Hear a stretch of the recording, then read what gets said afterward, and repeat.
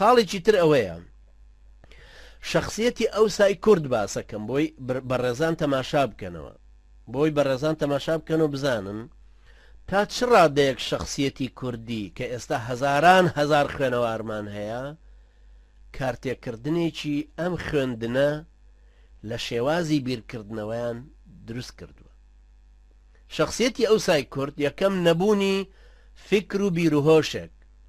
بیرروهۆشی میلەتان برانی بەڕێز پەیوەندی هەیە بە قۆناغەکانی ئەو میلەتانە خۆیان. ساڵی 1970 کە ئیسپانیا داوای کرد ببێتە ئیتیحادی ئەوروپی یەکێتی ئەوروپا پێیان و دوتیان ببورنەوە ئیسپانیا هەتاکو ئێساوەکو لادەیەگەژی هیچ بەرهەمێکتان شیاوی ئەوە نییە بێتە ناو بازاڕەکان یەکێتی ئەوروپاوە هی ئەو زەمانەکە هەبوو تەوان یەکێتی ئەوروپا لە ساڵی 1956 دروست بووە. بەڵام ئەم ئیسپانیایە نیوەی دنیای داگیر کردو پێش 100 و قسوور ساڵ لەوە پێش بەڵام پچووک بۆتەوە. بەڵام خودی شخصیەتێکی ئیسپانی هەستی بۆ ئیمپراتۆریەتە گەورەی خۆی کردو هەروەکو فارس هەست بە گەورەی فارسێتیەکەی خۆیەکە لە پێش ئیسلام و لە دوای ئیسلام. میسریەک هەست بە گەورەیەکەی خۆیەکە کە قسەی لەگەڵەکەی هەر بۆ ئیسلامی ناجێڕێتەوە جێڕێتەوە بۆ زمانی ئەو فرعونانەی کە ئەو هەموو ئەهرامانیان دروست کرد. کوردێکی داما و کە ئێستا عەلەمانیەک ئەوێ بمانجێڕێتەوە بۆ میدیا و کەی خوسرە و کاوە یاسنگەر و زوحاگ بۆ خۆشی سەری لێ شێواوە کە کامیان گەورن کامیان فارس بوون کامیان کورد بوون چێ جاش بوو چێ باش بوو وەلا بدەین بە چێ تاریخێکی مەجهولە. لەبەرەوە نەبوونی فکر و بیرروهۆش کاریگەری هەیە لەسەر ئەوەی کە بیرروهۆشی ئێستای ئێمە وەکو خوێنەوارێتی کورد چەند کاریگەری هەیە لەسەر قۆناغی بیرروهۆشێکی سیاسی کوردی کە بگاتە ئەو ئاستا. دووهەم ئەزمموی سیاسی. تورکەکان خاوەنی ئەزمموی سیاسی زۆر بوون بە سەبەبی دەوڵەتی عوسمانی. هەرچەنە ئێوەش دەزانن تورکەکان 450 ساڵ دوای کورد مسلمان بوون کەچی ئیسلام هەوەیەکە لە ناو تورکە نەبووە بە هەوەیەک لە ناو کووردە یان بوو بەڵام ئەلمانیەکانە سەب هەموو شێوەگەیانوێ بیگۆڕن. ئەزمموی سیاسی عەرەبەکان زۆر بوو. ئەزمموی دەوڵەتی پێش ئیسلام ئەزمموی دوای ئیسلام ئەزمموی ئەمەوی ئەزمموی عەباسی ئەزمموی ئەو هەموو وڵاتانی ترکە دروست بوون و دەوڵەتانی ترکە دروست بوون 600 ساڵی ئەندەلوس هی ئەمەویەکانی ئەندەلوس و هەروەها ئەو زمانی پاشاگەردانێتیەکان زمانی ئیماراتی جیاواز دەوڵەتی جیاواز کە دروست بوون تەجروبەیەکی زۆر گەورە لە عەقڵیەتی عەرەبە هەر هەبوو کە بە دەوڵەتێک دروست بکەنەوە. هەروەها لەو سەردەمەی شێخە بڕوانینە بزاوی گۆڕانکاری کۆمەڵایەتی کوردی چیتیا دروست بوو کە فعلەن فکرێک هەبێ بزوتنەوەیەکی گۆڕانکاری ناو کۆمەڵگەکەی تیا دروست بوو بێ بتوانێت خەڵکانێکی سلەیمانی کە پایتەختەکە بووە وەلایان بگۆڕێ بۆ ئەوی لە دەور و بەری بزاوێک و ئامانجێک کۆ ببنەوە. زۆر سادە بوو.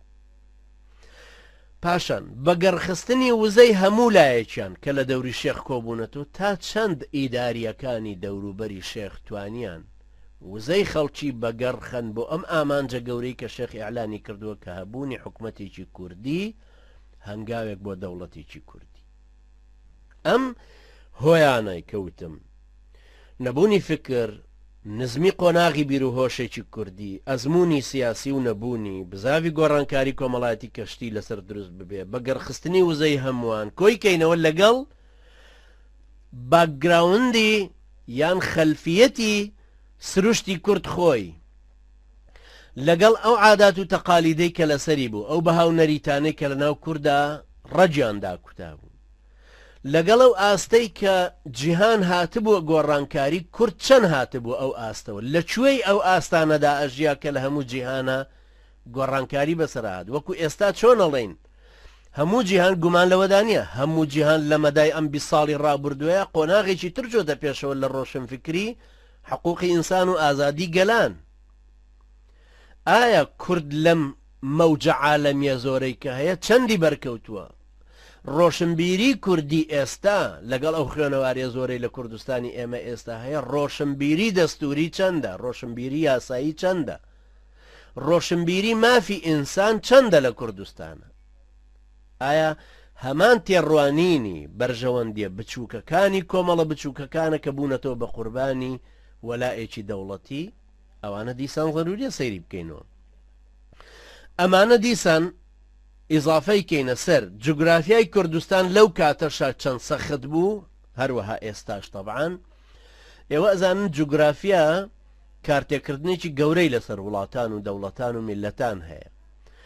هەبوونی چیای زۆر بەرز ئەبێ بە سەبەبێکی زۆر گەورە بۆ ئەوەی کە ئەم جوگرافیایە کارتێکردنێکی ببێت لەوەی کە ئەو میلەتە لە یەکتر نزیک نەبنەوە. ئەوەش بە تاکید کاریگەریەکی گەورە هەیە. دیسان هەر لەو سەردەمە و ئێستاشی لەگەڵ بێ هەبوونی زارگۆتنی جیاوازی کوردی لەهجەکان و حەل نەبوونی لەگەڵ یەکتریە. ئەوانش دیسان هەمویان کارتێکردنیان هەبوو لەو سەردەمەی شێخ.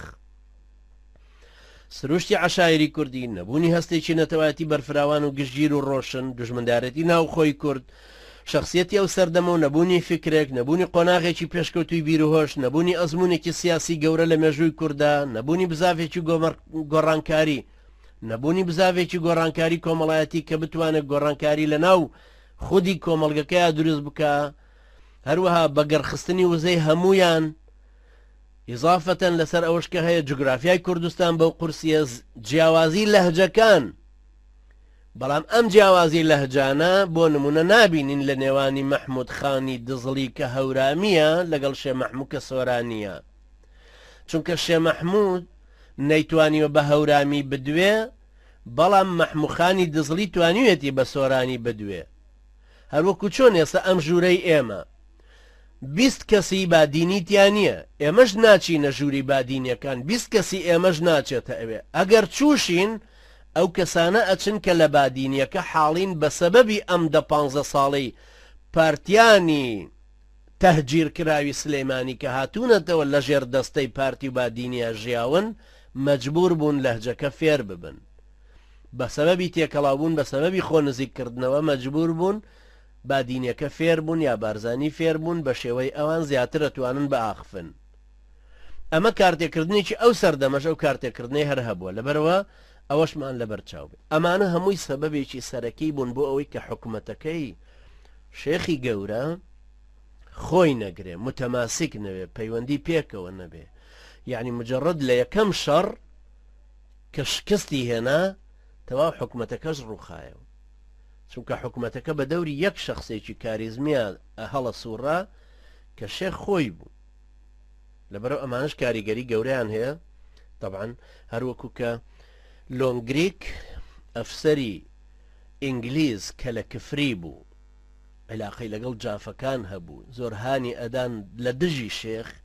کتێبێکی هەیە بە ئینگلیزی نووسیوەتی ناوی عێراق فرام 1900 تو 1950 لە لاپەڕە 104 باسی ئەوانە ئەکا کە چەند کارتێکردنیان لەسەر ئەوە هەبوو کە حکوومەتی شێخ مەحموود خۆی نەگرێ.